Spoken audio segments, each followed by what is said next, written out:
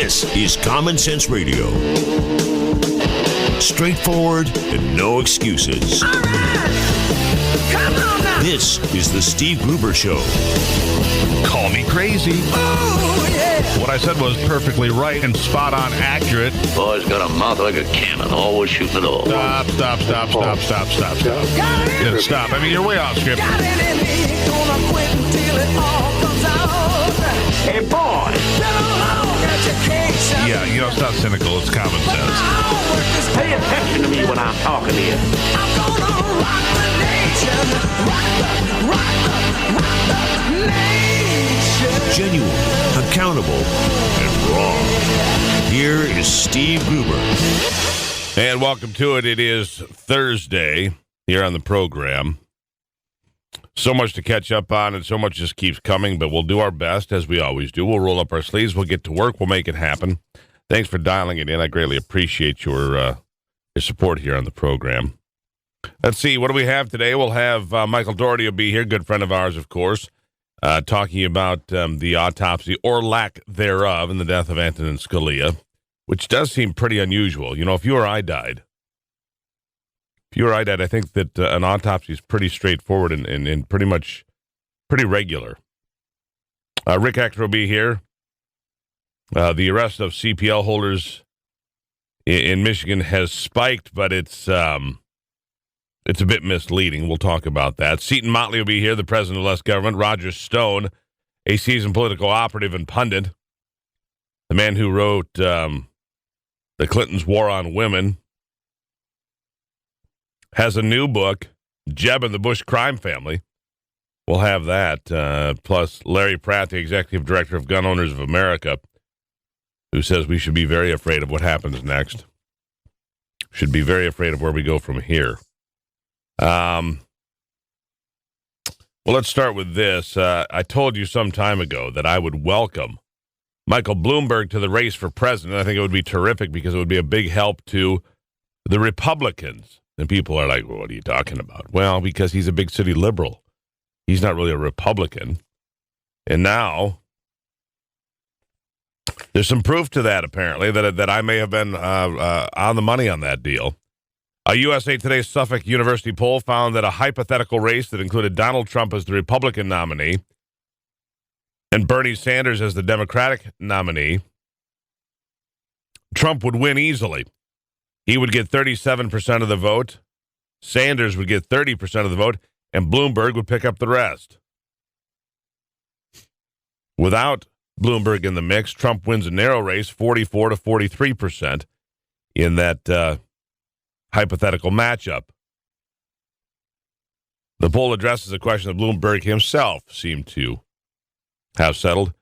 He said, I am 100% convinced that you cannot win an election unless you are the nominee of one of the two major parties.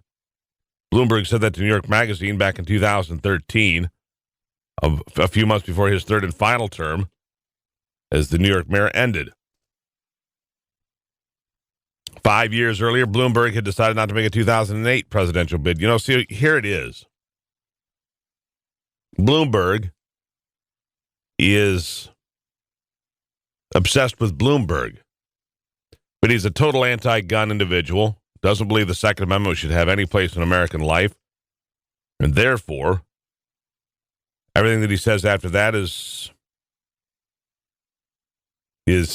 pointless. Republicans say, please, God, let him run. Run, Mike, run. I'd love to have Mike Bloomberg run. I think he would be a great, but he doesn't have a cause to run on. He doesn't have a personality. He doesn't think that he doesn't have a connection anywhere. Ross Perot had some quirkiness and talking about, look right here. You see here this chart? You hear that giant sucking sound? Yeah, that's Jobs. Perot, that's the best I got. This guy's got nothing, but he would like to ban the sale of sodas over 16 ounces and take your guns away. So you got that. Neither the history nor logistics are on Bloomberg's side. It's just interesting to note that a national poll comes out to, endorse my point of view, as it were. Major unions not jumping onto the bandwagon with Hillary Clinton. Not good news for her. Nothing seems to be lining up for her. Right now, the polls in South Carolina, firewall number 1, show Bernie Sanders could win there. It's neck and neck. Firewall number 2 shows that Nevada could go to Bernie Sanders as well. So then what? It seems that Hillary Clinton's firewalls are collapsing. They have all the strength of sandstone. And now the AFL-CIO delaying making its endorsement of the surprisingly close Democratic presidential primary. In fact, Richard Trumka has made comments in the past that they may, in fact, endorse Donald Trump if he becomes a Republican nominee. Not since Ronald Reagan has a union of any significance endorsed a Republican candidate. You know, former Secretary of State Hillary Clinton has broad union backing with endorsements from many unions, but the AFL-CIO holding out is considered a big win for Bernie Sanders. Now, speaking of Bernie this morning, Democratic economists, like anybody that can do any basic math, don't believe that what he's claiming is even possible. Says his math doesn't add up. 4 leading Democratic economists sharply criticizing the Bern for citing extreme claims about the economic effects of his campaign proposals. Say he's way overestimating what would happen, because he's predicting that, you know, domestic growth would be up 5.3% from 2.4% if he did, you know, what he says he would do. His economist is Gerald Friedman, an econ professor at the University of Massachusetts Amherst, says the Sanders plan could boost, like I said, domestic product to 5.3% up from 2.4%, but actually it's more like 0.7% currently. As much as we wish it were so, no credible economic research supports economic impacts of these magnitudes, said the economists in a letter they wrote, an open letter. 3 of them were directors of President Barack Obama's Council on Economic Advisors, Austin Goolsbee from the University of Chicago, Alan Kruger of Princeton, and Christina Romer of the University of California, Berkeley. And one of them, Laura DeAndrea Tyson of Berkeley, was director for President Bill Clinton as well. Mr. Friedman said, there is nothing at all unusual about my method. Why can't the economy grow faster? Now, here's the really funny part of this article, the reason I decided to share it with you. The economists' critiques argue that overly rosy projections, listen to me when I say this, risk undercutting the Democrats' reputation as the, quote, party of responsible arithmetic.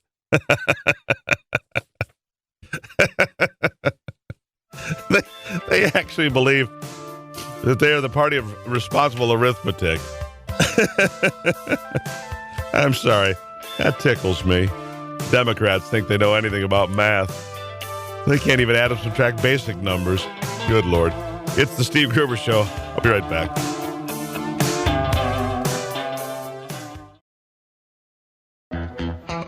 The Steve Gruber Show. American values with Midwestern common sense.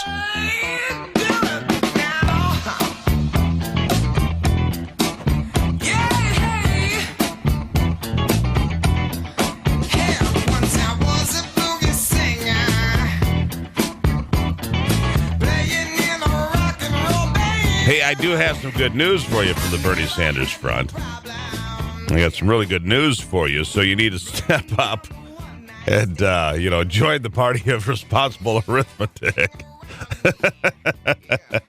I'm sorry. I can't get over that. Is that the most absurd thing you've heard all day? Democrats, the party of responsible arithmetic. Good Lord. But here in Michigan, more Bernie Sanders campaign offices are opening, including in Lansing, the state capital. The Lansing campaign office, yet another sign of the commitment of Senator Sanders and his message to fight the middle class and not to be bankrolled by billionaires. Read the press release. And he hates, super PAC money except when it's his super PAC. And Bernie Sanders, by the way, I found some articles saying that he's worth about $2 million, maybe a little bit more. He is a 1%er. Another pile of BS. With the help of local grassroots organizations such as Lansing for Bernie and MSU Students for Sanders, we are pleased that this highly visible office to the community will be a beacon of hope to the many disaffected voters who are turning out to Senator Sanders' message. Why are there so many disaffected voters? Disaffected voters, victims. I mean, if Barack Obama has been this great president for the Democrats and been this, this icon, this cornerstone of change and progress, why the hell is everything so bad after 7 years? Well, the Republicans are in charge of the Senate. Yeah, for the first time in a long time. I don't know. Here's something for you about, speaking of the success of the Obama administration and all the great things they've got going on. Ibrahim al-Kosi, I think that's how you'd say it. Ibrahim al-Kosi was released from Guantanamo Bay in 2012. He was an attorney for the. He was a former aide to Osama bin Laden. And when he was released, his attorney said he was looking forward to living a life of peace in his native Sudan. Guess what? Ibrahim al-Kosi, after being released by the Obama administration directly in his attempt to close Guantanamo Bay, Cuba, he has now become the prominent voice of al-Qaeda on the Arabian Peninsula, appearing in a number of AQAP propaganda videos, including a 50-minute lecture calling for the takeover of Saudi Arabia. The 56-year-old Kosi delivered a scathing critique of the Saudi monarchy, which appeared online February the 6th, denouncing the Saudi government's execution of more than 40 mujahideen in January. Ryan Morrow, a regular guest on this program from Clarion Project, was quoted as saying, "I would not be surprised if one day the chief of al-Qaeda is someone released from Gitmo." Well, there you go. Al-Kosi's call for an end to the Saudi-U.S. alliance came at nearly the same time an al-Qaeda newspaper published a 9/11 insider account from a former AQAP leader who was killed by a U.S. drone strike in Yemen. Anyhow, so there you go. Another detainee that has been released, a prisoner, a terrorist put behind bars by George W. Bush in Guantanamo and released by your friends at the White House, Barack Obama, Hillary Clinton, and Feel the Burn Bernie Sanders, all the same. Close Guantanamo. We can't do this to people. Of course not. We want to make sure that we can get them back to the front lines as soon as possible. Maybe we can give them a sandwich and a bottle of water on the way. Help make their travels a bit nicer, a bit safer. There you have it. And that's why I was talking a bit yesterday that I believe Barack Obama's, failure as a president, that is what has fueled, that is exactly what has fueled the rise of Donald Trump and the rise of Bernie Sanders. Barack Obama has failed so thoroughly in everyone's eyes that you have these radical candidates rising up. And while we're on the liberal bandwagon, the clown car, if you will, the clown car in that case has freed Gitmo detainees. Now let's talk about the radical leftists, the green movement, if you will. Anti-GMOs, genetically modified organizations, and we can't, do these. Well, I've got news for you. Genetically engineered insects are destroying mosquito-borne diseases, which is probably really important with the Zika virus running rampant across parts of the southern hemisphere. For nearly 2 decades, scientists have discussed the prospect of genetically engineering mosquitoes as a means to control malaria. Last year, 2 teams of researchers demonstrated it is now feasible. One team at Imperial College London engineered a selfish gene into mosquitoes, which spread through more than 90% of offspring and crippled egg production. Another study by Anthony James and his colleagues at the University of California used the same technique to inject an anti-malarial gene into mosquitoes, which allowed them to fight off the parasite. And it's working.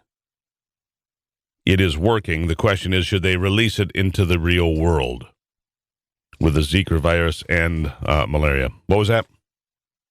All right, let's go to Steve in Lansing real quickly on the hotline. Steve, welcome to the program.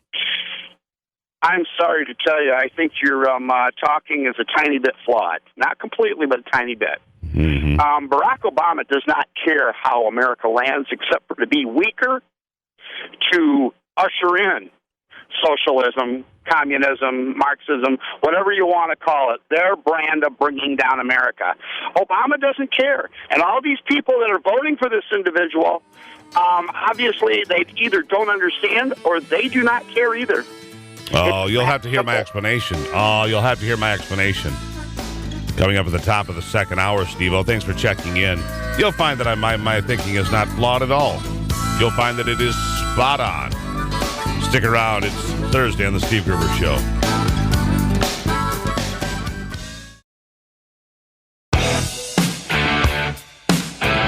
Delivering Michigan common sense with a big dose of truth and honesty.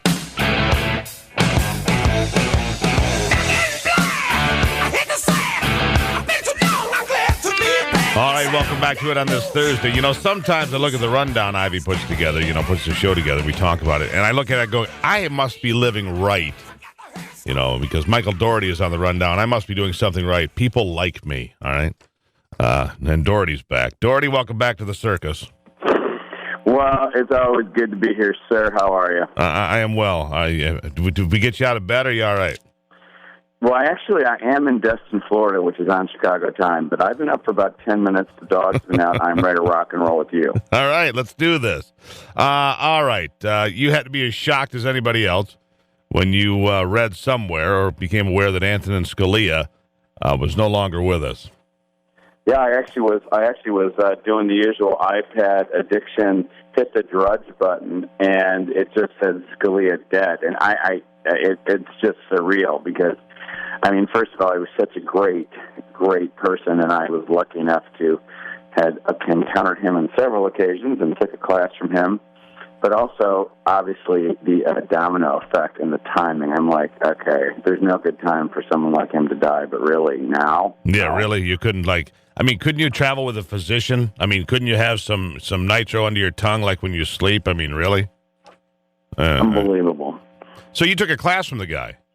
I was, I'm in the Federal Society, and every 2 years he teaches the separation of powers.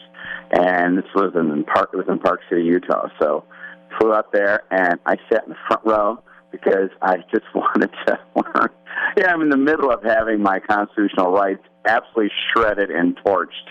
And I wanted to learn from the master. And he, just a brilliant mind. And very powerful, not because of celebrity or fame, but because of how grounded he is. He's a very secure human being because of his intellectual knowledge and his religious life. So he could take the heat. And he also, because of that, had what you hear, I'm sure, many people talk about the past week, is his sense of humor. Funny, nonstop quips, sarcastic comments. Humor is the funniest when it's true. So he had us laughing the whole time. And it was just these one-liners that came out of nowhere, and that's probably the most memorable thing of him. And it also peppered all his writing as well. So to be with such to sit there with a Supreme Court justice and take a 2-year class in the Constitution, and the main thing you remember is laughing, is something to say about him. I would say, yeah, your biggest takeaway is it was a lot of fun and enjoyable. He made you laugh. And that's been said about him from a lot of people, even people that were, completely opposed to him from a jurisprudence point of view, including people like Ruth Bader Ginsburg that were close personal friends of his, because beyond the law, they would have conversations about wine and music and other things. He wasn't a one-dimensional individual because, he's been painted as this hateful, anti-American person, and he didn't stand up for the little guy. Excuse me, But every time that he defended the Constitution, I believe, he was standing up for the little guy, because the Constitution, if actually practiced and followed, stands up for the little guy every time. Well, that was what he was passionate about, people understanding. And, yeah, he didn't think his feelings weren't hurt. If you didn't understand the Constitution, you thought he was a bad guy. He rolled his eyes and felt sorry for you, but you clearly are an uneducated person, and that's terrible. Because if you don't understand the Constitution as a foundational thing, and that laws are how are supposed to be made to get you the way you get what you want, then, you know, that's unfortunate for you. And, you know, so he wasn't a pop culture guy. He did not feel, you know, I mean, this is the great thing about him. Very approachable. I mean, I saw him a lot of cocktail receptions for Federal Society, and he liked getting out there. He enjoyed the challenge and the debate. He, you know, the vilification, that wasn't really there after a while, because so many people that knew him never had those feelings about him that way. So if you did have that feeling about him like that, you kind of true, but the people ignorance right up the door. Yeah, the people that didn't know him took to Twitter apparently, you know, on Saturday and Sunday and Monday, and I mean the most gut-wrenching, horrible things. I mean, I don't ever want to hear a liberal or progressive say, well, you know, those Republicans, they said bad things. You know, the things that come out of the tweetle, the twaddle universe, whatever the hell you call that. When something like this happens, is so reprehensible, so beyond the pale, that it is, you know, if you wouldn't say it in front of your grandmother, why would you say it on Twitter? That's kind of my benchmark. It's cowardice. And the irony is, when you hold yourself up to be the one that cares about everyone, the hypocrisy shows. You know, the problem with that whole crowd is they're the self-appointed caring people. And really, it's just an unsophisticated understanding. And that's why, with that unsophisticated understanding of the Constitution, they have those ideas. I mean, that's what happens when we're not taught those things, and we get half-truths. It's really important to understand the Constitution and the founding principles of the country. It's not, you know, we're not supposed to be having everything done for us. That just doesn't work in the real world. We're not. When you have these tyrannical governments.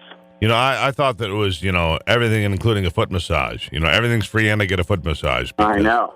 I'm really deal. mad about that. Yeah. Well, I'm still waiting for my foot massage. And then, as a side note, then, of course, we loved this yesterday. Obama is not going to the funeral, but he's going to Cuba. So he's not going to. No, hold on. What happens when you don't understand the Constitution? We have a living example of what happens when you don't understand the Constitution. He's going golfing. The irony. I'm going to go say hi to a dictator. Hopefully, he'll be nicer later. Well, yeah, he's going to go say hi to the dictator. You want to know why? Let me tell you what I've been predicting for a couple of years now, when this whole Gitmo thing started to get some momentum. He is going to give Guantanamo Bay, Cuba, or attempt to give that piece of real estate to a pair of dictators who, you know, along with Che Guevara and a few others, have, you know, murdered 1 million of their own people over the last 50 years and buried them in, you know, unmarked graves or tossed them out to sea or whatever they've done. So he's going to skip the funeral of Antonin Scalia to go golfing and then make his way to Cuba to hang out with the dictators to talk about how great they are. And he will, mark my words on this, Daugherty, he will make an attempt to give them as a wedding present that piece of real estate at Guantanamo Bay so the Syrians and the Russians and the Iranians can move in soon. He's just torching the place before he's gone. It's just the ultimate tantrum by a spoiled brat. Oh, I don't know if I think everything he's doing is by design. Oh, yeah.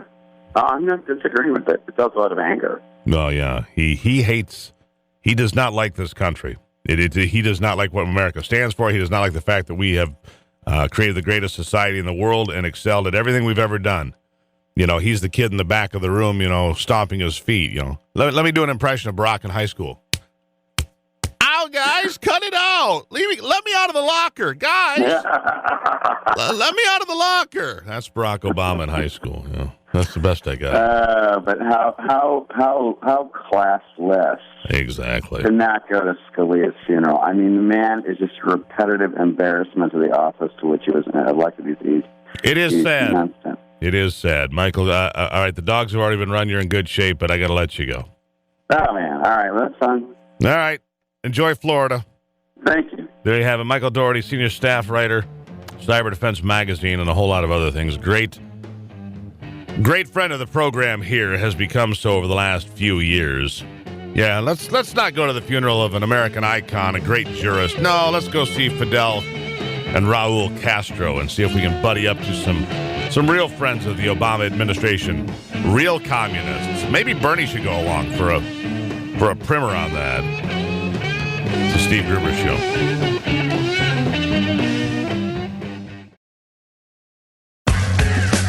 Michigan, born and raised with Midwestern values and Michigan common sense. When they kick at your front door, how you gonna come? With your hands on your head, on the trigger of your gun. When the law break in, All right, welcome back to it. you're gonna go. Thursday here on the program. Diderul Sarder, I guess that's the way you would say his name, a valet supervisor at the General Motors Tech Center in Warren. Things went from okay to bad to okay again, apparently. Sarder apparently saving the life of a GM employee who was being stabbed by her daughter. He was fired originally for using a legally concealed firearm, but it was in violation of company policy to break up that attack. He was later rehired, and now he's going to receive an honor for heroism from the mayor of Warren, Jim Fouts. Well, that's coming full circle. Our good friend Rick Ector from the National Rifle Association, credentialed firearms trainer, back on the program. He is from Detroit. Rick, welcome back. Hey, Steve. Thanks for having me. Always a pleasure to be here. Always a pleasure to have you. I was going to talk a little bit about CPL arrests of license holders going up, but this guy that, he was fired, then he was rehired, and now he's going to get a metal pin to his chest, as he should, for being a legal concealed weapons permit carrier that saved a life. You know, I don't want to argue against the position that you're taking, because he was acting as a good Samaritan, and we don't have a good Samaritan law that forces a person in duress and under attack to come to the aid of another person. And I don't believe that we should get one either, but the fact that he, was prepared and willing and able to come to that lady's aid, it was a great thing to see. It's just unfortunate that we had to go through the highs and the lows of this story to, flesh out some of the details, like GM does not want guns under any circumstances on the premises. Yeah, they in fact, they fired him first, and then they realized that was a really bad PR move. And then they brought him back, and now the mayor of Warren's going to give him a medal for his actions, which makes sense. Now, I saw this really one-sided article, and you can imagine I saw it on MLive from our very left-of-center friends at MLive, talking about how the number of arrests of CPL carriers has skyrocketed. Those that have concealed pistol license, the number of arrests have skyrocketed. Of course, they didn't say arrests for what. They gave absolutely no statistics. As far as I know, they're being arrested for jaywalking. They had no specifics whatsoever. But I think they found a way to correlate anybody that gets arrested to see if they have a CPL now, and they say, well, they're skyrocketing. It didn't mean anything. Did you read the article? No, yeah. As a matter of fact, I was even quoted in the article. But one of the interesting things is that they don't understand how math and proportions work. For whatever reason, there's going to be a segment of the population of the CPL holders who are going to have a violation of some sort, and currently is less than 0.5%, okay? And so, obviously, if we have a record number of CPL holders now, we've just eclipsed the 500,000 mark, we're going to have, a record number of violators, but that proportion comes in at less than 0.5%. We are more law-abiding as a group of people than even law enforcement. So, yeah, it was a cheap dig at CPL holders, but if you see that one part in the article, you realize what the real focus or the intent of what we call the hit piece was. They mentioned that this high number of violators of CPL holders who are arrested happened right after we repealed the county gun boards, and that now there's legislation that's been introduced to go to constitutional carry. So obviously the unspoken conclusion is that in no way in the world should we go to constitutional carry, that is to have people carry firearms without a required license because they have so the many right. of us that are misbehaving right now. Right, which is exactly right. And make no mistake, M Live, based in Ann Arbor, and the Ann Arbor News, like when the whole discussion about carrying a concealed weapon in schools came up, they did several hit pieces on gun owners and CPL and concealed carry in defense of their gun-free zones, because gun-free zones have proven to be such a wonderful thing around this country. So they have to defend gun-free zones, which is where the criminals usually go wild. But okay, so what do you think about constitutional carry then, Rick? Do you think that's a good idea? Do you think that people should still be trained by experts like yourself? What is your take? Well, my take is that carrying a firearm, keeping and bearing a firearm is a constitutional right. There should not be a license required to exercise a right. Some people like to compare it to the good old driver's licenses, which even the document What Every Driver Should Know will tell you that driving a vehicle is not a right. What you will find is that in states that have gone to constitutional carry, it has actually introduced more people to firearms, and a record number of people have actually gone on to seek on training. So actually the unintended consequence is that more people will seek out training, and I'm 100% in favor of it. Well, absolutely, and I think that I actually think that the more training we can get, the better. But I don't think that you should have to, at some point you can't require people to do certain things. If you have a constitution, we don't send people to speech classes to exercise their freedom of speech. Maybe that's not a fair comparison, but you understand my point. Oh, I totally understand it. And the thing is, if you're ostracized for, your speech or your speaking ability, maybe you'll go get some training and get better at it. There you go. Rick, always a pleasure. I greatly enjoy having you around. If people wanted to find you to take a class from you, where do they go? I'd send them directly to DetroitCCW.com, which is our main flagship website, and check out everything that we have to offer. And if you're ready, we're ready, and we're eager to sign you up and to get you trained. There you have it, DetroitCCW.com. You can take it from Rick Ector, a good friend of the program. Rick, have a great Thursday. All right, you too. Thank you very much. There you have it, Rick Ector, National Rifle Association credentialed firearms trainer, and a good guy. He's just one of those guys, just like, if things were tight, he's a guy I'd want standing next to me, that's for sure. It's Thursday on the Steve Gruber Show. We'll be right back.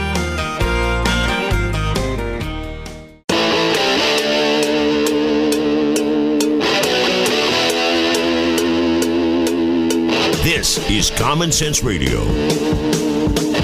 Straightforward and no excuses. All right. Come on now. This is the Steve Gruber Show. Call me crazy. Oh, yeah. What I said was perfectly right and spot on accurate. Boy's got a mouth like a cannon, always shooting it off.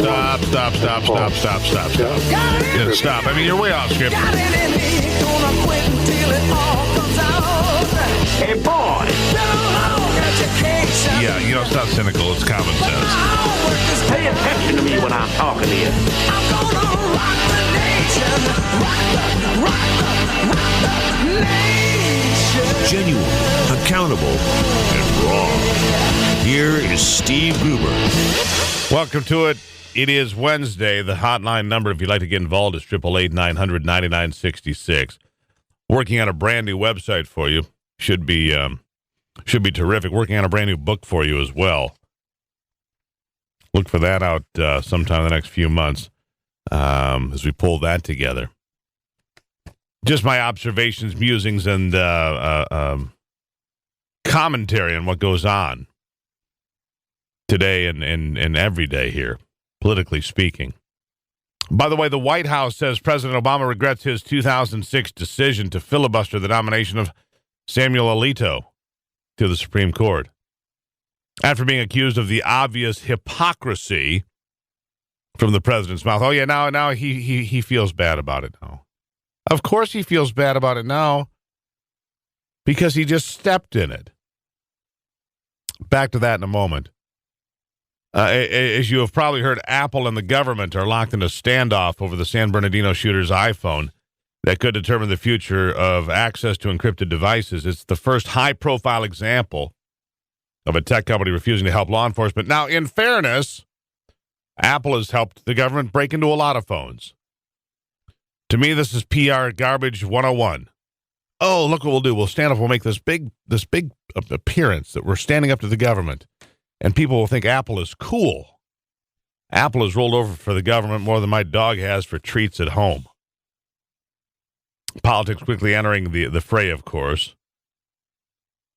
Donald Trump jumping in. Who do they think they are? Trump's criticism reflects a danger for Apple, which is under pressure to take a strong stand against government overreach, but could also find itself targeted by political opponents.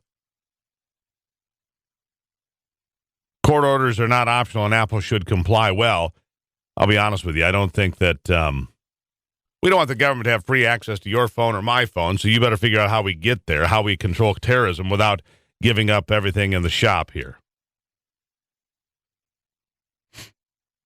You know, we need to figure that out.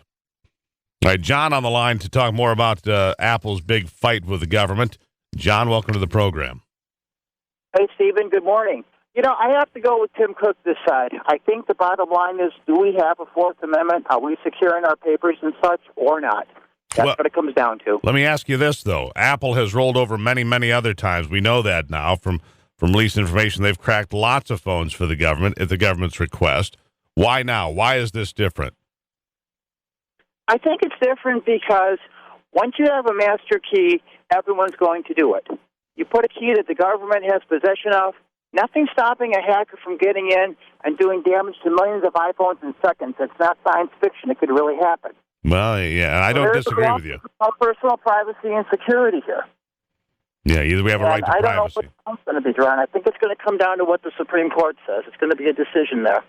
Yeah, it's going to be a 4-4 decision for a while.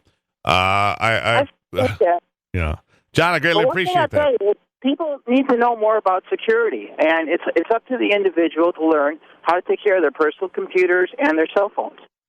I don't disagree with you there. We need to look out for our own security, and John, it's a great call, and I greatly appreciate you calling in, and he's on Tim Cook's side on this one, that we should not allow the government to look at our phones. Is there any way we can strike a balance, you know, for the San Bernardino folks? They're deceased. Is there any right to privacy for a decedent like that?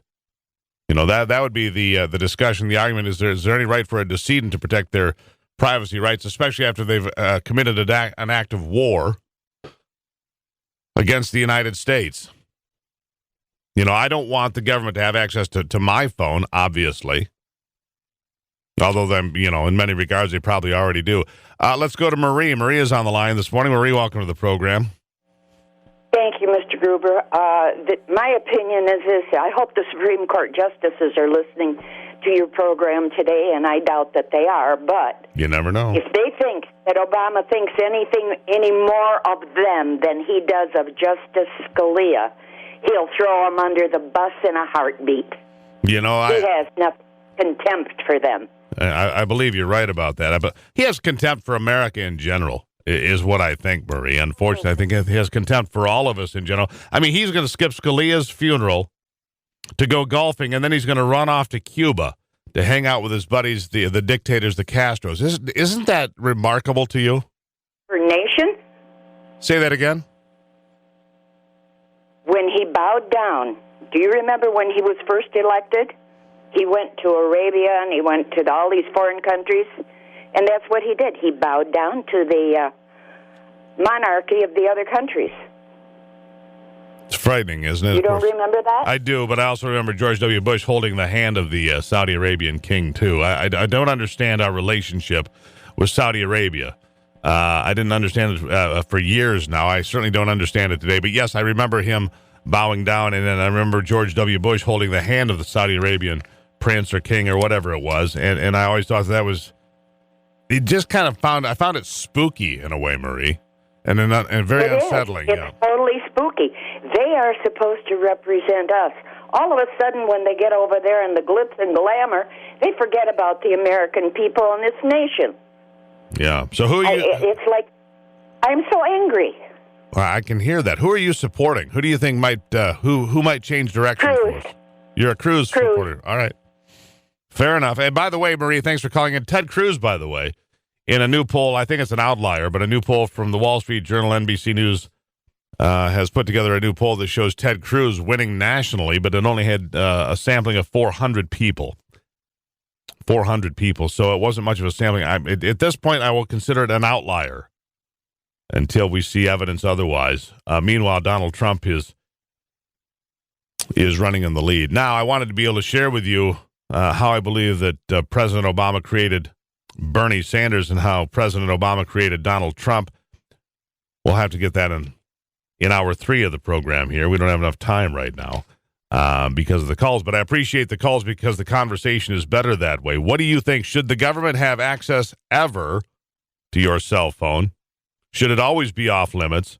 What do you think about all of this metadata collection? What do you think about the government having access to look at your medical records, your phone records? You know, be able to, they can follow your phone. They can follow your car if you have a new car. They can figure out where you are. They can remotely turn your phone on and listen to what you're talking about. Of course, they could listen to this radio station and hear what I'm talking about. They can turn on your television set. I mean, these are all things that, you know, would have been science fiction in the past, but it's true today. If you have these newer devices, when you sign your little deal and say, okay, if you read the fine print, you'd be amazed at the things you're consenting to when you're really not consenting to those things, but you happen to be in a hurry. It's shocking, frankly. Let's see here. Straight ahead, we'll have Seton Motley, the president of Less Government. The EPA isn't handling its business, but insists on manhandling ours. That is for sure. The EPA wants to be able to come after you. Unelected bureaucrats with badges and guns. This is not supposed to be the way America works. We'll be right back on the Steve Gruber Show.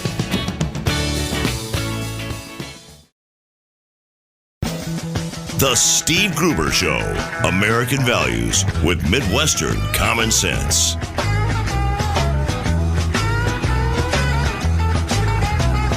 Trucking, got my chips cashed in. Keep trucking. Like the Doodah Man, together, more or less in line. It's 18 after the hour.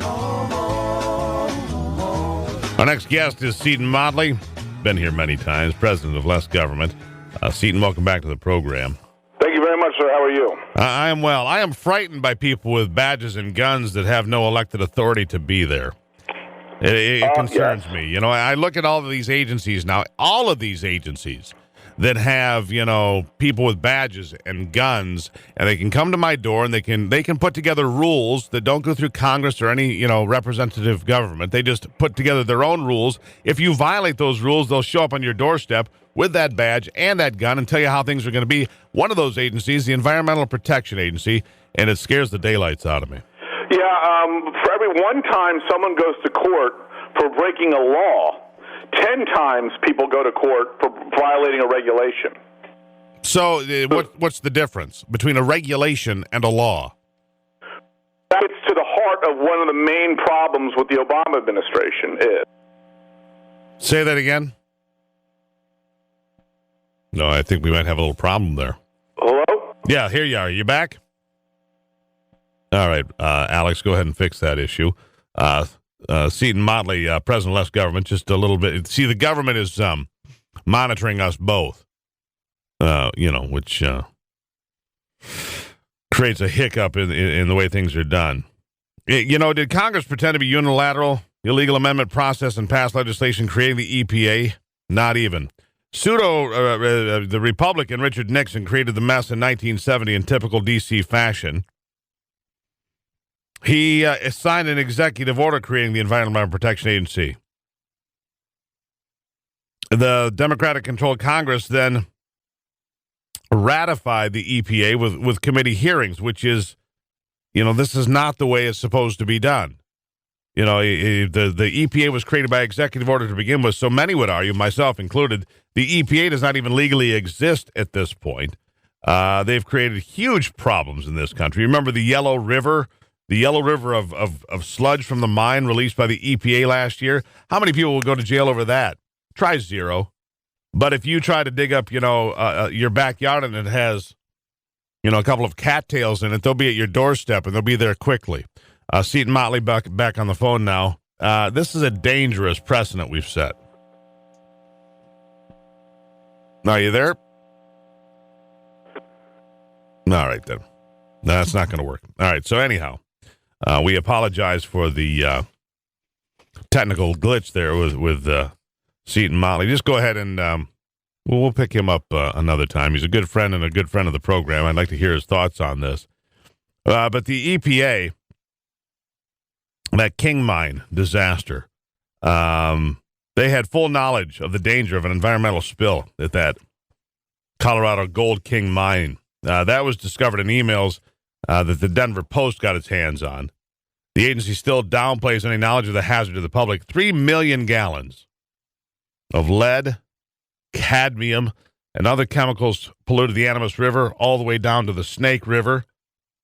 They've tried to downplay the severity of that too, but Native American tribes, Indian tribes, know that it is a complete and massive screw-up, frankly, and followed by an equally attempted cover-up. Now listen to this. I want you to listen to this in the context of what you've heard here closer to home about Flint water. When that got dumped, when that sludge came out of that mine, which they knew was in there, 3 million gallons of lead, cadmium, and other chemicals. 3 million gallons. Destroying an otherwise pristine river system. Pretty well destroying the entire river system. And the EPA, the screw-up of mass proportions followed by that huge cover-up. And does their fiasco stop them from abusing a business accused of much smaller errors? Of course not. On the same day that the Denver Post printed the story about finding the EPA's culpability,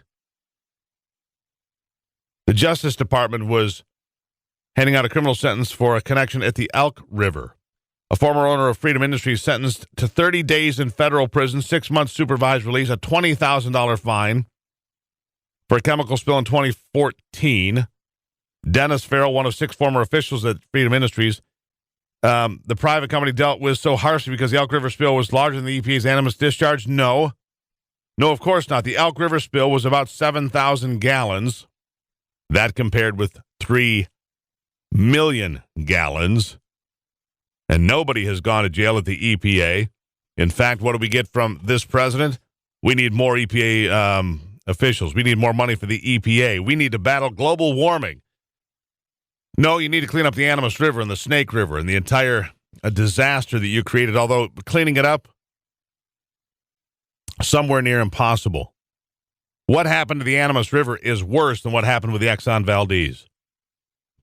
You see, the spill in Prince William Sound in 1989, the ocean has a way to clean itself. This river system is contained. You don't get the exposure to wave action and weather action because of all the contaminants going into the root systems of plants and trees and into the soil because it doesn't get that action that washes away the poisons, you see.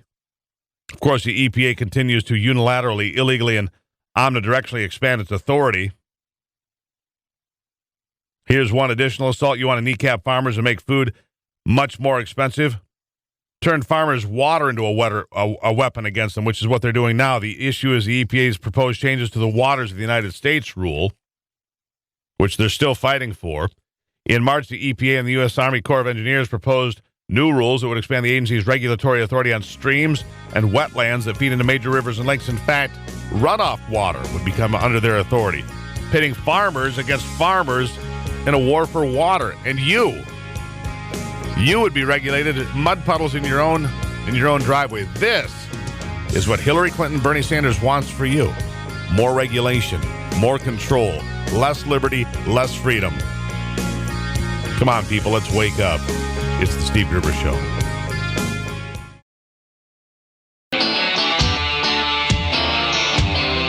Keeping you in touch with Michigan and the world.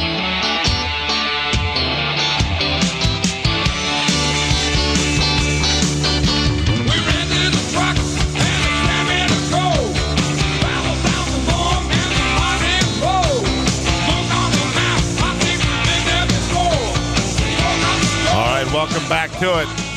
A lot to talk about with our next guest. He's Oh, he's had his nose in other people's business for a long time, trying to see what they're up to, and it's kind of fun. Voyeurism in politics is always fun for me. Roger Stone joining us with a brand new book that he's written. He's been here before, and Roger, welcome back to the program. Delighted to be with you. Now, before we get to your new book, which is Jeb and the Bush Crime Family, an inside story of an American dynasty, which is a kind of an entertaining title. We'll see where we get there. But first, I want to back up a little bit to the book we had you on more recently, The Clintons' War on Women, and Bill Clinton's long-established pattern of aggression towards women. And right now, Hillary's challenges a collapse, if you will, in the polls. And one of the things that I keep reading headline-wise, Roger, is that Bill Clinton just isn't the Pied Piper he used to be. He isn't the guy that gets up there on stage and they all just flock to him to support the candidate that he recommends. He doesn't wield the influence he once did. Are you seeing the same thing? Absolutely. I think he's not very sure-footed either. I mean, just last week, once again, attacking Bernie Sanders for being a sexist.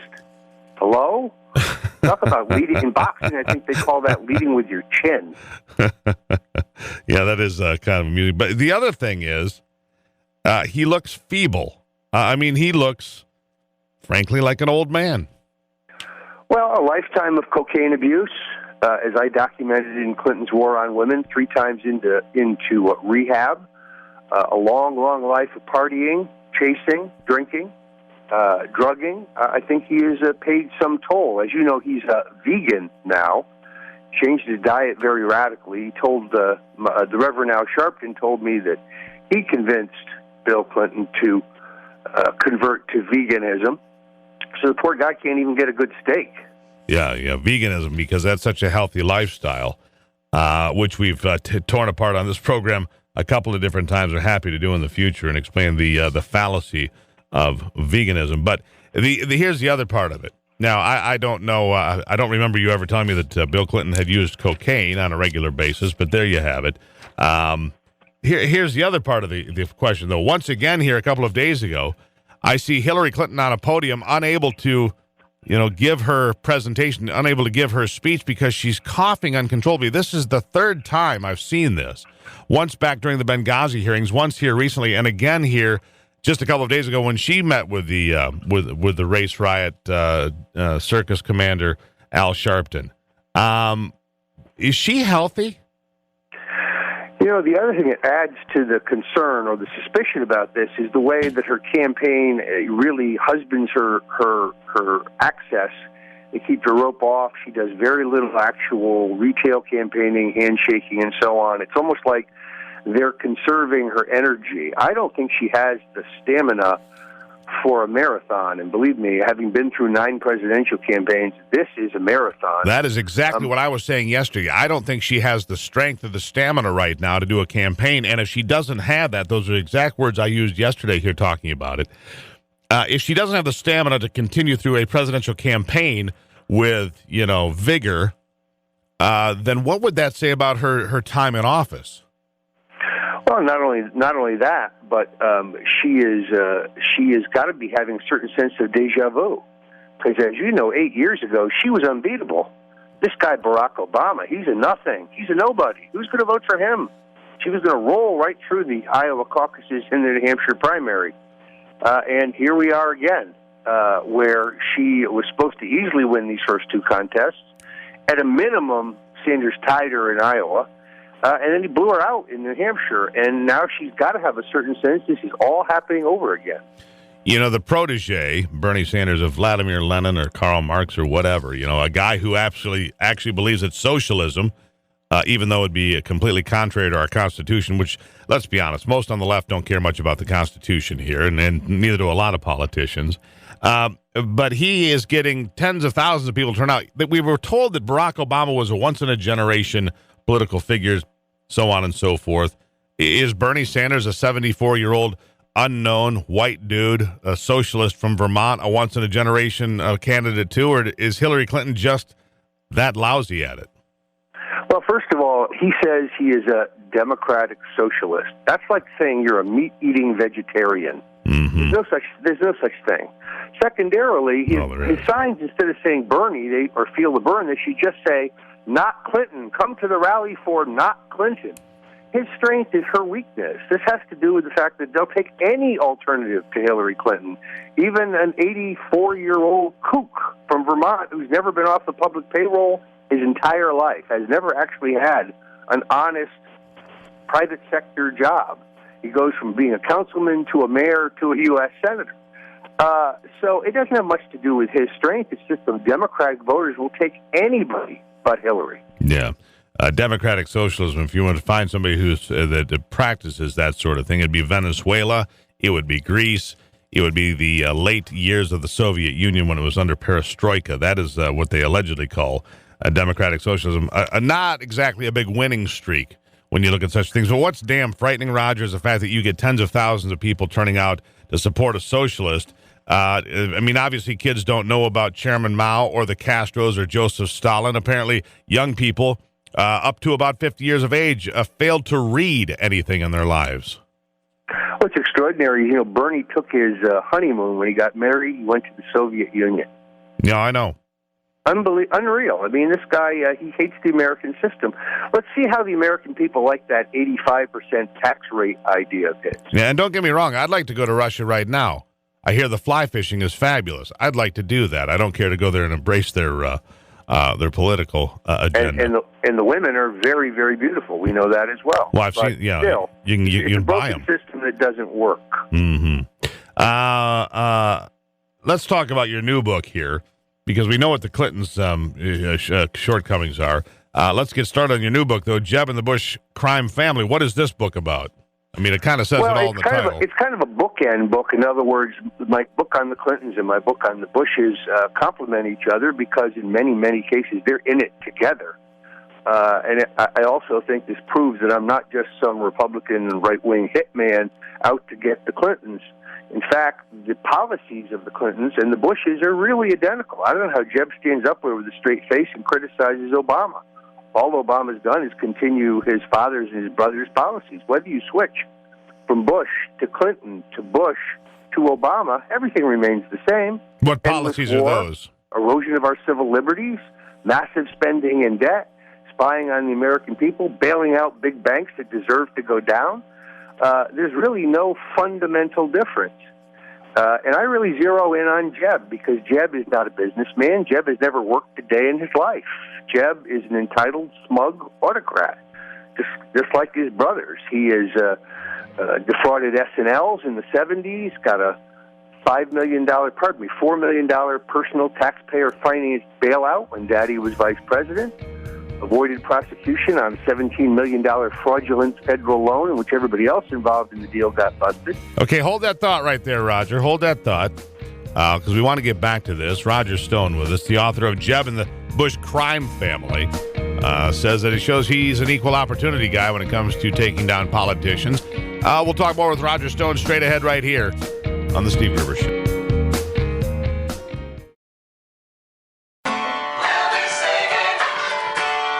Genuine Michigan common sense on display every day. I get knocked down, but I get up again. That's right. No difference. No difference, says Roger Stone, between what goes on now with the Clintons or the Bushes or Obama. Massive spending, the erosion of liberty, spying on Americans, huge increases in regulation, massive amounts of debt saddling all of us for generations to come. And says Jeb Bush is nothing more than a spoiled, snot-nosed kid from that same family who has, other than being governor for a couple of terms, has no real business being president. Is that a fair summation? An understatement, if anything. Yeah, well, okay. So why is, if Jeb's the anointed one and Hillary's the other anointed one, how come they're doing so poorly? I think the American people want another Bush like I want another Clinton. I think the Bush brand has specifically been damaged badly by the war, by the bank bailout, and by the financial collapse that we experienced under George W. Bush. Now they come back and they want to sell us exactly more of the same. and the American people just don't want it. Look, Jeb collected $100 million in Wall Street cash for this campaign. He and his super PAC have spent somewhere around $70 million on network television so far, and he's running fifth. He's not even breaking double digits. I think that the Bushes have finally worn out their welcome. And when they had their big rally in South Carolina on Monday, I had people on the ground there. They had to bus cadets in from the Citadel to fill out the crowd. They couldn't even fill the hall. So they had people there. Here's a free sandwich. Here's $5. Sit here and clap when we tell you to. Exactly. Which when you have a former president of the United States, that's as your main speaker, that's pretty telling. I would predict to you right now, Jeb will run behind his former protege Marco Rubio in South Carolina. He's going to come in fourth and even perhaps fifth. Yeah, I have an opinion that I've always thought it took Jimmy Carter to get us Ronald Reagan, and it is my belief that it took Barack Obama to give us both Donald Trump and Bernie Sanders. Things are so bad, and people are so fed up with how bad Obama is on all sides that we've resulted in getting these two, rather, radical candidates, if you will. What do you think of that idea? The whole Trump phenomena is fueled by that exact thought. Voters are really, really angry, more angry than I've seen them in the 40 years I've been involved in American politics. Look, I worked on 9 presidential campaigns. I worked in the U.S. Senate and the House as an assistant to Senate Majority Leader Bob Dole, and then later for Congressman Bob Steele. So I've seen the system up close. The two-party duopoly is just screwing the American people. They fight for the TV cameras, and they all go out to dinner after and slap each other on the back. You know what I loved? It's all about re-election. It's all about more cash and re-election. Yeah, I saw Harry Reid on the TV yesterday. I think I laughed because he said, the Founding Fathers envisioned bipartisanship on these things. Dude, the Founding Fathers envisioned no political parties.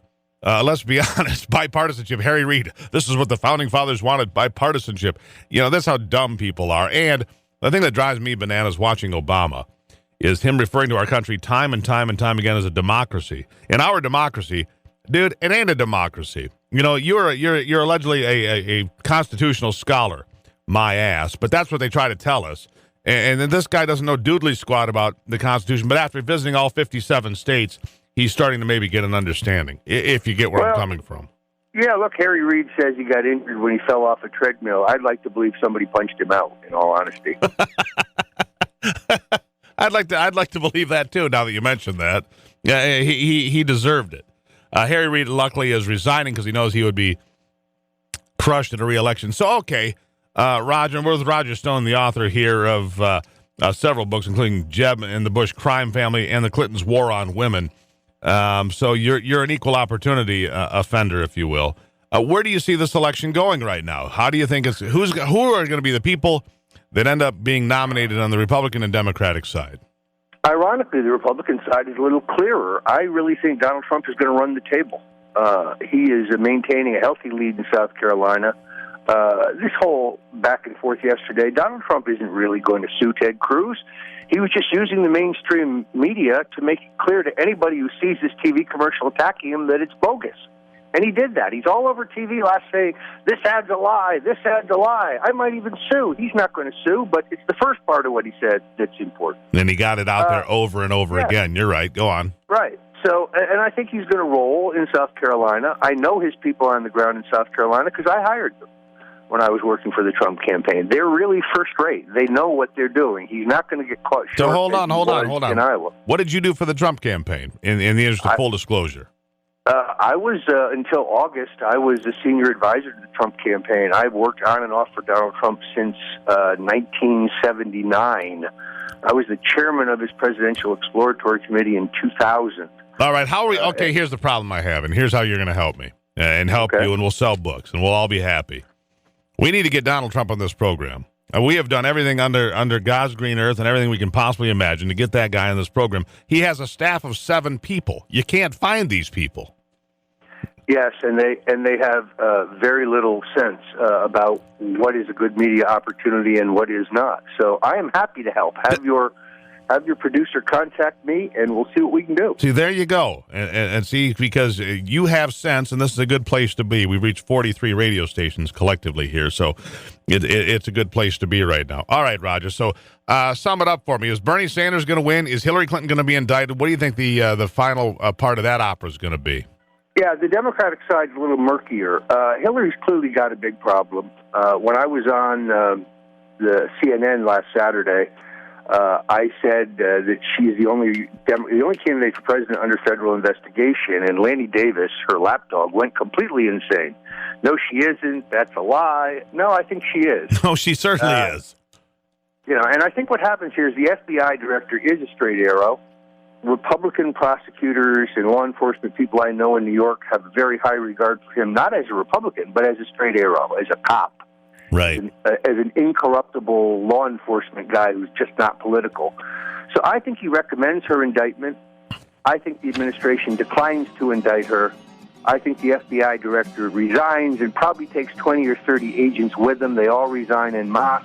And now you have what, under Nixon, they called the Saturday Night Massacre. There you have it, Roger Stone. This is almost worse than being indicted. Almost. Roger Stone, we'll leave it there. Jeb and the Bush crime family and so much more on The Steve Gruber Show.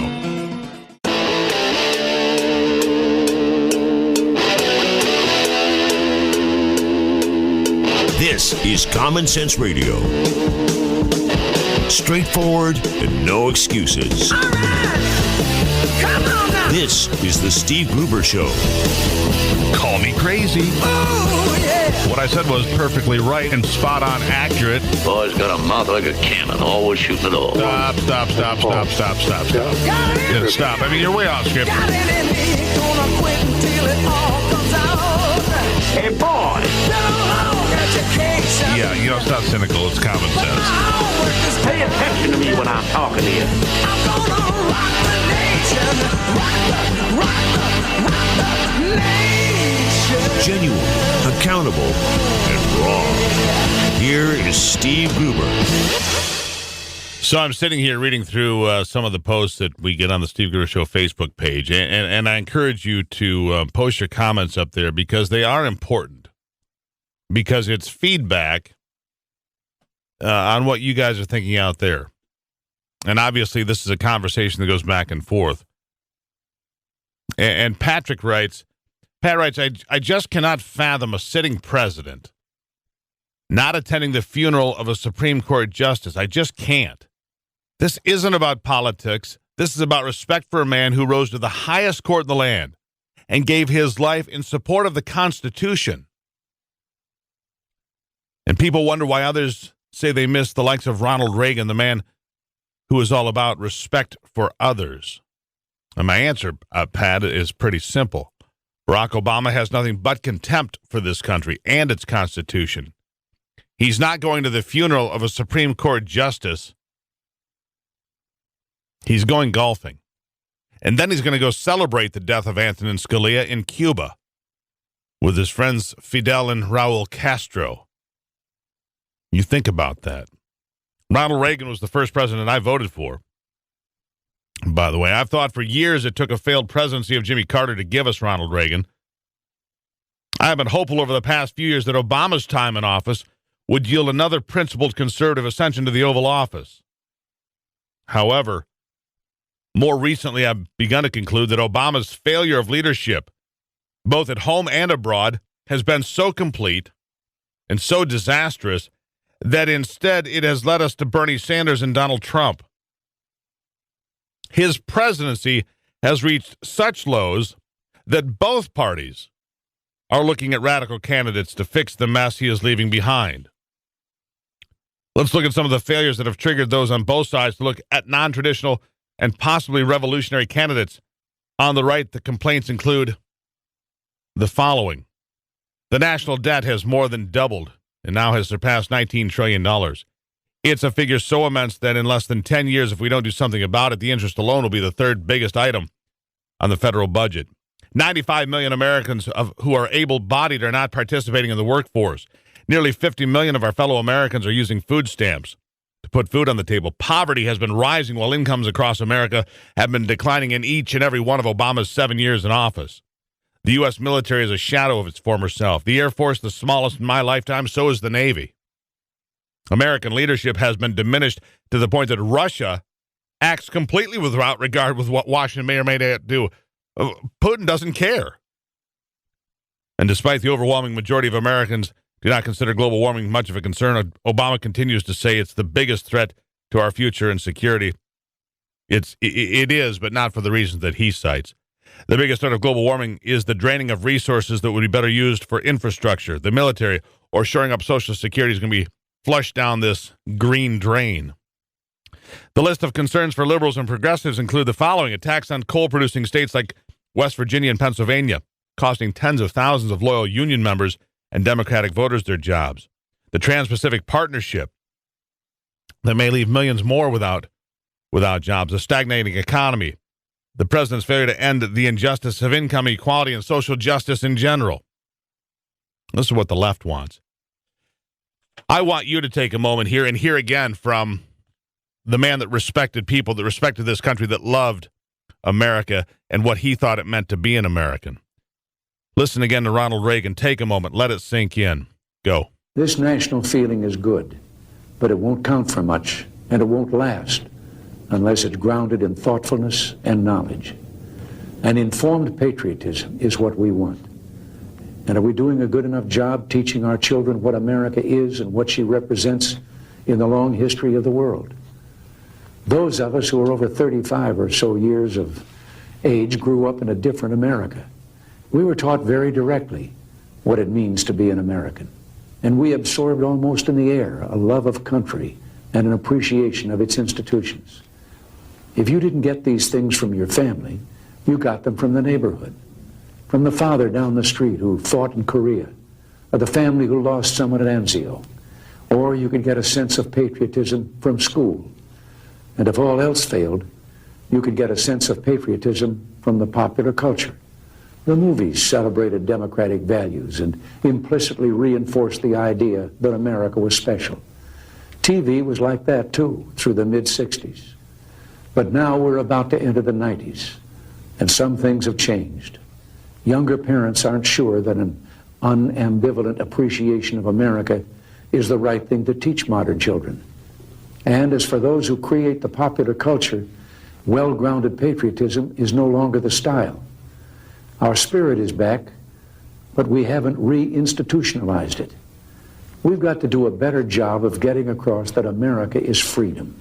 Freedom of speech, freedom of religion, freedom of enterprise, and freedom is special and rare. It's fragile. It needs production.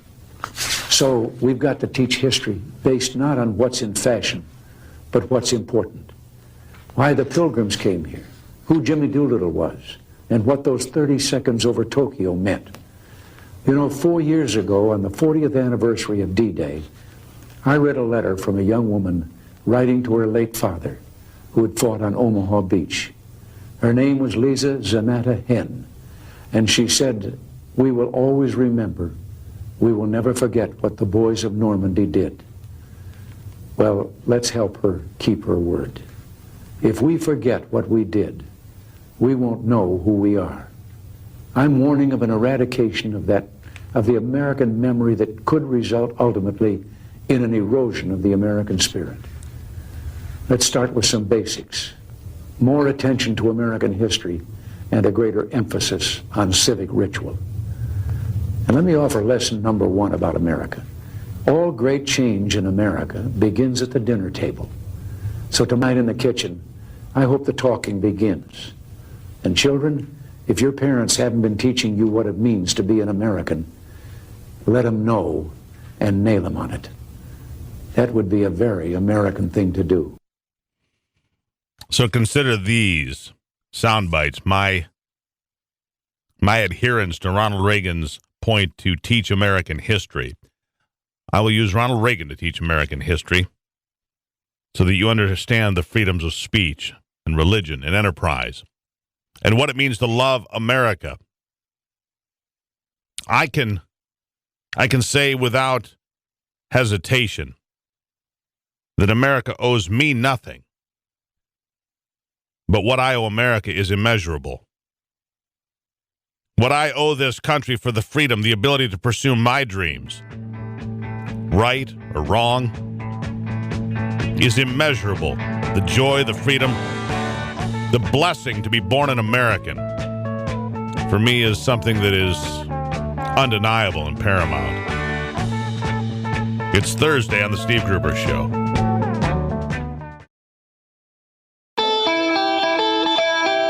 Delivering Michigan common sense with a big dose of truth and honesty. Now it's a legal matter, baby. You got me on the run.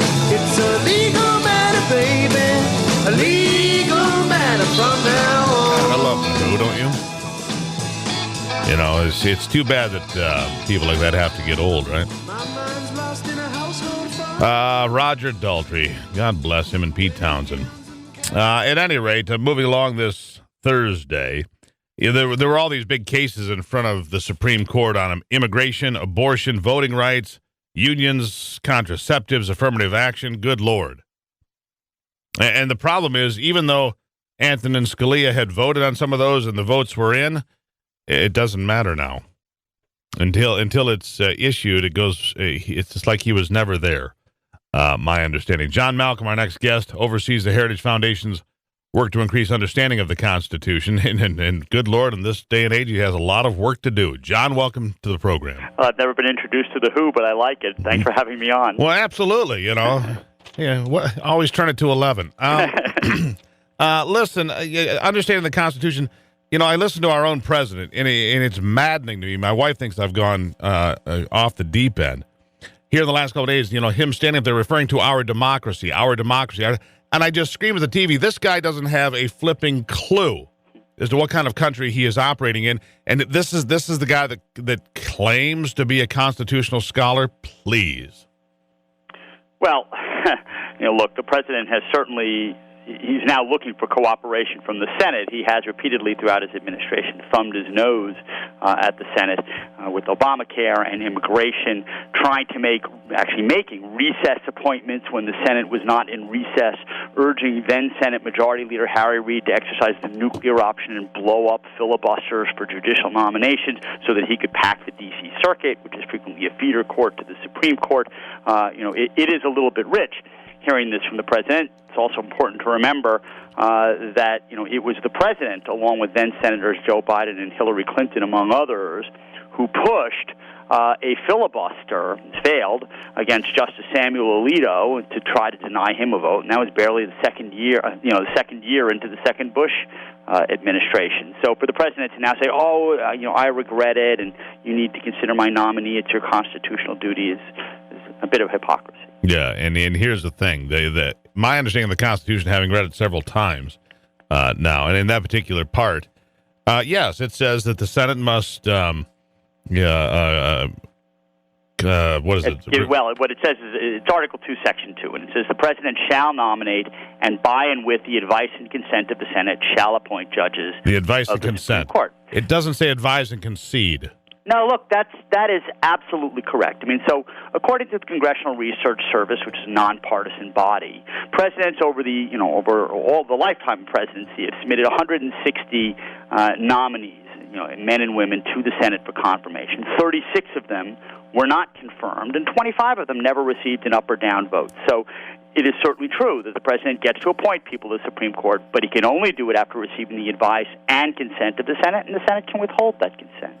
So that's interesting. 25 nominees to the Supreme Court never got a vote. Yeah, that's right. So, for instance, the last time there was a nomination made during an election year was 1968, when Lyndon Johnson nominated Homer Thornberry and Abe Fortas. Abe Fortas was a justice. He was now being nominated to Chief Justice, and Homer Thornberry was going to replace Abe Fortas. They never got a vote. Never happened. That's right. Was that because of Republicans or Democrats or both? Well, Abe Fortas ended up having some ethical problems that led to several long hearings, and so eventually, the president, he was running out of time, so he withdrew their nominations. You've got to go back, actually, believe it or not, to 1888 to find the last time that a justice was nominated by a president of one party and confirmed by the Senate that was controlled by the other party. To complete that, it was President Grover Cleveland, who was a Democrat. He nominated a sitting justice, Melville Fuller, to be Chief Justice, and Melville Fuller was confirmed by a Republican-controlled Senate, although the Senate was barely controlled by the Republicans. That's a long, long time ago. So let me get this straight. Let me just so Sure. I'm clear on this. Sure. Because this is important. This is the conversation I've been wanting to have with a bunch of people, and you have all the facts I've been looking for. So no justice has been approved by an opposite party in all of that time. That's right, who was nominated in an election year. The closest thing you've got is that in 1988. And that doesn't count. Yeah, he was nominated in 87. And that was after Bork got the railroad job. That is correct. And in fact, if there is a single act that you could point to, there are many, but the single biggest act that has politicized the court and put the president in the situation he faces today is Robert Bork. It was Robert Bork. No question, because Bork got the railroad job from Teddy Kennedy, saying that, in Robert Bork's America, a woman will basically be barefoot and pregnant in the kitchen. So it was horrible. It was a national disgrace. It was. Who, Teddy Kennedy or that letter? Well, the several statements made by several of the senators, particularly Teddy Kennedy. Right, but in 1960, the Democrats said that Dwight Eisenhower should get no more nominees in his final year.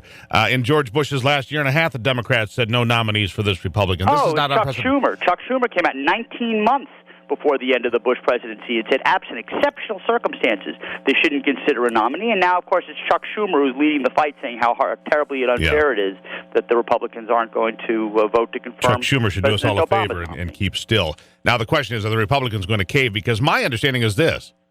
The Republicans, as long as they have more than 41 seats in the United States Senate, right, they are under no obligation to give the president a nominee. Yeah, look, Senator McConnell could simply refuse to refer a nominee to the Senate Judiciary Committee, and if he did refer a nominee to the Senate Judiciary Committee, Senator Chuck Grassley could refuse to hold hearings. I mean, my point, they could do that for years. To stop this, there are, of course, some Republicans who want to wait to see who the president nominates, or who are feeling some pressure because they're up for election year in purple states. So we'll see how this all plays out. But look, any justice is going to be sitting on that court for likely decades after the president leaves office, and I think the American people deserve some say at this point as to who ought to be sitting in the Oval Office and submitting these names. I agree, John, but my point being is, and I wish we had more time, but they could leave that seat vacant for years if they were so inclined. I got to run. I greatly appreciate it. Love to have you back soon. John Malcolm, everybody, from the Heritage Foundation. Getting your day started with news from around the state and around the world. Common Sense Radio. This is the Steve Gruber Show.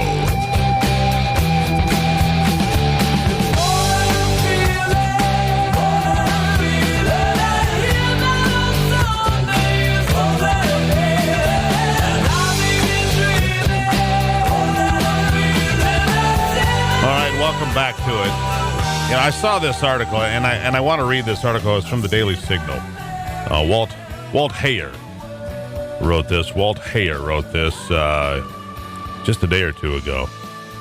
And because I want people to hear a different side of this story. And I think people need to hear the other side of this story. So here's, and I'm not going to give you the headline because that'd be a giveaway, but I want you to hear this story.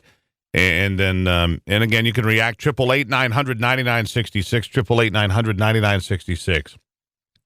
When a 9-year-old boy who identifies as Stormy, a transgender girl, started selling Girl Scout cookies, one neighbor was not amused, according to BuzzFeed. The neighbor rebuffed him, reportedly saying, "Hey, nobody wants to buy Girl Scout cookies from a boy in a dress." The neighbor, as you can imagine, is being called transphobic, but perhaps the neighbor thought he was being pranked by a boy and reacted accordingly. You see, not everyone assumes that a boy in a dress selling Girl Scout cookies is transgender. Stormy looked like a boy to the neighbor because he really is a boy. Transgender people may deceive themselves, but they do not deceive others. Life in society is not some fantasy world where a boy should pretend he has magically transformed himself into a girl simply by uttering the words, "I am a girl," and changing how he presents himself. The people who strongly object to the honest reaction from the man saying nobody wants to buy Girl Scout cookies from a boy in a dress are perhaps genderphobic themselves, rejecting and ridiculing the reality of male and female genders. The people who encourage very young kids to act out, switch genders, and live a life of pretend need to understand that Stormy could be suffering from a dissociative disorder, just as happened with me. My feelings of not wanting to be a boy started in early childhood as a result of cross-dressing at the hands of my grandmother. Stormy could be in need of psychotherapy, not a dress. Caregivers all too often collaborate with a mental disorder instead of treating it. Telling a psychologically troubled boy he has changed genders is not compassion, but can become reckless parenting. By withholding psychotherapy, parents could be abusing their children. Living in a self-made gender fantasy world void of reality is not psychologically or emotionally healthy. I know that to be true. I was a transgender kid at the age of 4. For decades, as I tried to live in my male birth gender, the feelings of being a woman only grew stronger. I sought help from a renowned gender specialist who told me that mine was a clear-cut case of gender dysphoria, strong, persistent feelings of identification with the opposite gender and discomfort with one's own assigned sex. He said the only way to get relief was to surgically change genders. I underwent gender reassignment surgery at the age of 42 after cross-dressing most of my life. I lived as a transgender Laura Jensen, female, for 8 years. But while studying psychology in a university program, I discovered that trans kids most often are suffering from a variety of disorders, starting with depression, the result of personal loss, broken families, sexual abuse, and unstable homes. Deep depression leads kids to want to be someone other than who they are. That information sure resonated with me. Finally, I had discovered the madness of transgender life. It is a fabrication born of mental illness and mental disorders. I only wish that when I went to the gender counselor for help, he would have told me I couldn't really change genders, that it was biologically impossible. Instead, he approved me for gender reassignment surgery, a surgery that, if I had been provided proper psychotherapy, would never have been necessary or frankly appropriate. The transgender life is often the direct result of early childhood difficulty or trauma. Assisting a young child into the fabricated ideology of a transgender life is not helping the child sort out what is real and what is fiction. The likelihood that that child, known as Stormy, is suffering from separation anxiety or some other psychological disorder cannot be ignored. Stormy is living in a foster home. While it may be safe and necessary, foster care is intended to separate the child from the birth parent. Now, this can lead to psychological disorders like separation anxiety disorder. Separation anxiety occurs as the result of loss or separation from the birth parent. Disruption in a child's home environment can lead to stress, depression, and anxiety.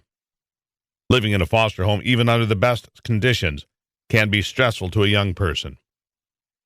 Separation anxiety disorder and other psychological disorders can masquerade as gender dysphoria, leading caregivers and medical practitioners to misdiagnose and not provide proper or effective psychotherapy. Stormy's life will evolve as maturity unfolds, most likely in 15 or 20 years. Reality will set in that he really never changed genders. This is often a turning point where the trans life is not looking as good as it once did. Thankfully, like me, many transgender persons return to the gender they once shed. Slowly, they restore the life that once was lost. The 3 men that came up with the idea of changing boys into girls and making transgenders in the first place, Alfred Kinsey, Harry Benjamin, and John Money, were pedophilia advocates. For more history on sex change surgery, What Bruce Jenner, Diane Sawyer, and You Should Know, please read. The neighbor man was correct about one thing. The Girl Scout at his door was really a boy in a dress, just like I was a young boy who thought I was a girl. That has now been corrected. Interesting story that I found yesterday, because you never hear that side of it. But those that go in search of wholeness, I suppose, by embracing, well, as this person put it, a fantasy, by denying the truth. Are we doing children any good by embracing this notion that, you know, a boy puts on a dress, therefore he's a girl? Are we helping these children, or is it child abuse? And you never hear this discussion anywhere. And, of course, I'll be the target of some comments and some feedback, and that's fine, because this is the open arena of ideas. You see, we don't have safe spaces here. We have conversations. And we put things out there for consideration, for you to talk about, for you to share, for you to consider, which is why my phone number is always open, so that we can have this free exchange of ideas. It's like a flea market here, where you can buy and sell and swap ideas, change good ones out for other ones, or get rid of bad ideas and try new ideas. Try it on for size. That's what this is all about. That's what America is supposed to be about, the free exchange of ideas. That doesn't mean you're going to agree with me all the time, although that might be dangerous. And I'm certainly not going to agree with you all the time. You know, as I told somebody here a few days ago, you know, here on the Steve Gruber Show, you are entitled to my opinion. You are entitled to my opinion. The phone, I know that'd make my brother laugh if he heard that too. 888-900-9966. 888-900-9966 is the Common Sense hotline. Join the conversation anytime you'd like. Again, this is not a safe space. This is a place where we do not burn books. We actually read them before we comment on them. This hour of the program brought to you by the Michigan 529 programs, making sure your kids and grandkids get the education they need. To learn more, go to savewithmi529.com. I'm Steve Gruber. I'll be right back.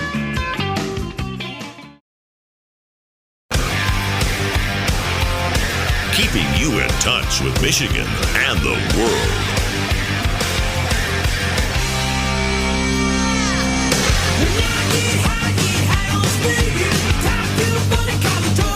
Keep your powder dry, boys and girls, because they want it. They want it all. Make no mistake, this whole notion of, yeah, we support the Second Amendment, but we support common sense gun laws. The only thing that they think is common sense is for no private citizen to have a gun. And now with the death of Antonin Scalia, trust me, they're salivating. Larry Pratt, the Executive Director of Gun Owners of America, joining me now to talk more about it. Larry, welcome back to the program. Steve, thanks so much for having me. So, I mean, you probably had that sick feeling in your stomach like I did and so many others when they saw that Antonin Scalia had died. Well, not only was he the fifth vote of a narrow conservative majority, but really the guy was a powerhouse intellectually. His personality was such that he had a lot of influence. A very articulate, winsome guy. And with him gone, we've got Democrats, Hillary Clinton comes to mind right away, talking about, well, we ought to be following the quote-unquote successful Australian model of gun control. That's the way the United States needs to go.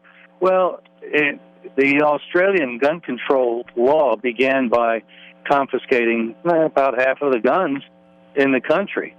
So if she becomes president, then I think we know that we're in a heap of trouble, that the Second Amendment can be unwritten even as quickly as it just about was put back in its proper place by the current narrow majority on the court. So I think the Supreme Court was going to be an issue anyway in the campaign, in the presidential campaign. And I've been listening to some people say, well, this is mostly a general election issue because all the Republicans are going to appoint a conservative. Well, you know, there are conservatives and there are conservatives. And the distinctive about Scalia is that he was what has been dubbed an originalist.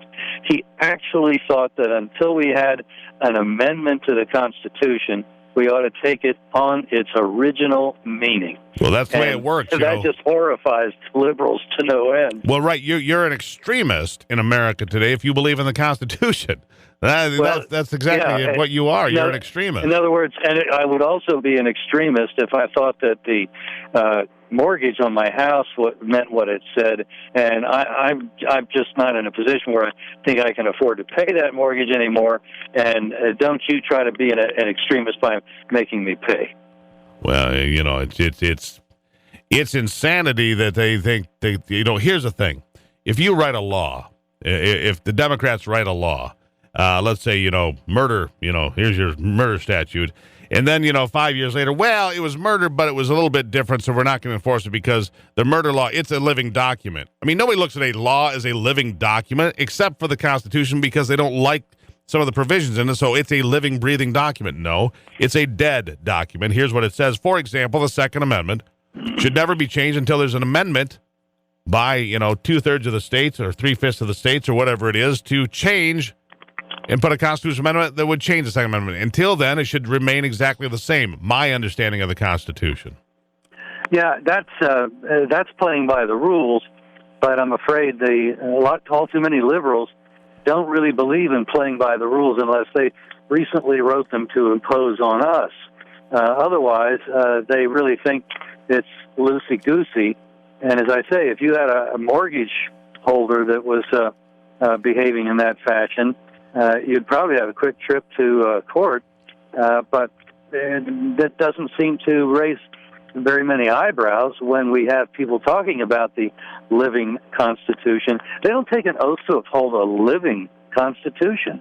They take an oath to uphold the Constitution. What dishonesty. It's as if they had their fingers crossed when taking the oath. Kind of reminds me that when I was sworn into the legislature the day before, I had cracked my elbow on the ice, and it happened to be my right arm. So there I am, arm in a sling, taking the oath of office. So obviously can't raise my right arm. I raise my left. Doggone if as soon as we're finished the ceremony, 3 of my new colleagues don't come bounding over, one of them actually jumping over a row of those desks that they frequently have in legislatures saying, hey, that's really cool. Your oath doesn't mean anything. You're like, what? Yeah, it's insanity. Yeah, well, that, I'm afraid, is the attitude. That wasn't just and those were Republicans, because I was sworn as a Republican, sitting in a Republican section, and those were Republicans haw-hawing about the oath didn't mean anything. Yeah, that's insane. The fact of the matter is, the Constitution, is not up for, as Scalia put, he's not there to write the laws. He is there to, interpret. And if it's a silly law, then you're going to get a silly ruling. I mean, that's the way he came at it, right? Exactly. If the law would happen to be inconsistent with the Constitution, since the law was not the result of a constitutional convention, the law would fall. But otherwise, if the law were consistent with the Constitution, he would uphold it. It was that simple a concept, but that's not a very popular concept among a lot of politicians. And as I found out myself several decades ago, not even among Republicans is the idea that when I take an oath to uphold the Constitution, it means I'm taking an oath to live under a number of limits. Let me ask you this. We got about 20 seconds here. We're on with Larry Pratt, the Executive Director of Gun Owners of America. About 20 seconds here. How big a role will gun owners play in the elections this fall? Well, I think they're going to be energized after the passing of Mr. Scalia, because they realized that the giant that really had an awful lot to do with getting the court to face up to the fact that the Second Amendment is real, that guy's gone. And if he's replaced by one of these loosey-goosey living Constitution guys, we're in a world of hurt. World of hurt, no question. Larry Pratt, always a pleasure. Thank you so much for stopping in. Thanks, Steve, so much. We're at gunowners.org if you want to find us. There you have it, gunowners.org. That's Larry Pratt, the Executive Director of Gun Owners of America. We'll be right back.